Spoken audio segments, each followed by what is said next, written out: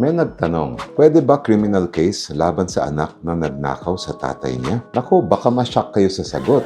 Let me explain. Sa batas natin, exempt sa criminal liability ang magkakapamilya para sa mga krimeng theft, estafa o malicious mischief. Nakasaad yan sa Article 332 ng Revised Penal Code at covered nito ang pagnanakaw na ginawa ng asawa, tatay o lolo, anak o apo at mga kapatid. Hindi ibig sabihin na pwede kayong magnakaw sa pamilya ha? Habang walang criminal liability sa nakawan sa pamilya, meron pa rin civil liability. Pwedeng mag-file ng kaso para singilin ang ninakaw. Layunin lang ng batas na panatiliin ang pagkakasundo ng pamilya. Nakakalungkot man sabihin, pero minsan ay mga pinakamalapit at pinagkakatiwalaan pa ang nagsasamantala pa sa atin. Kaya dapat lagi pa rin maingat. Anong tingin niyo sa batas na ito? At may ganito ba kayong karanasan? Sound off sa comments.